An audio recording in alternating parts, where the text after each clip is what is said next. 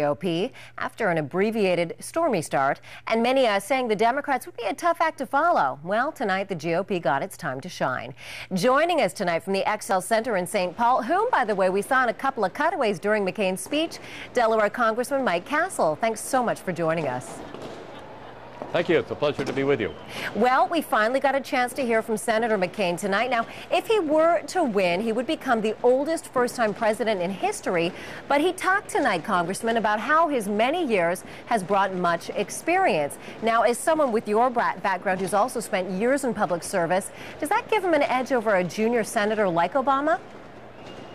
I think it gives him a tremendous edge. I think personally John McCain would be a great president. I think tonight you saw light, you saw space between Barack Obama and John McCain. His speech was strong.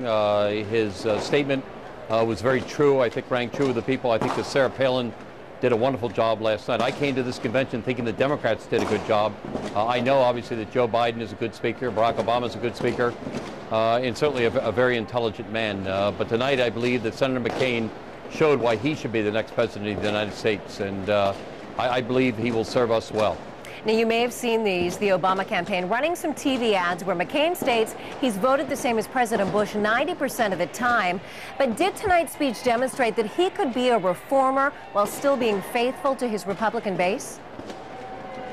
Yeah, you know, it's funny. I don't know how often he may have voted with Bush or whatever, but I can tell you one thing. He's an independent person. At such time as he is elected, he is the one that's going to be making the decisions. We heard tonight that he intends to balance budgets, that he's going to deal with education, that he has concerns about the environment, our energy in the future, the economy of our country. These are the kinds of programs that he's going to be following. George Bush will have nothing to do with that, and the whole business of saying that a McCain presidency would be a follow-on to a Bush presidency, a continuation of that, just is not a fact. It's just something the Democrats want to say.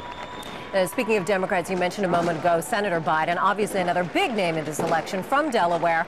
Should the Dems win in November, Congressman, what would Biden bring to the White House? Well, Joe was a good choice, I think, by Obama. He brings an area in which Obama has complete zero background, and I think would help in building on the security and diplomacy aspects. That's something that the Democrats needed. Having said that, I don't think it's enough. I don't know where else Obama can really cut in and make a difference. So I believe the Republicans had a real trump card tonight. And I actually think that Sarah Palin's background as a governor is very important. I was a governor, and I can tell you, you make more decisions in 1 year as a governor than you'll ever make in Congress with respect to leadership. And I think that makes a huge difference. All right, well, we hear the big party behind you. We'll let you get back to it because tonight certainly is the night the Republicans are shining. Congressman Castle, enjoy the final night of the RNC, and thanks again for joining us. Thank you. We've had a good time.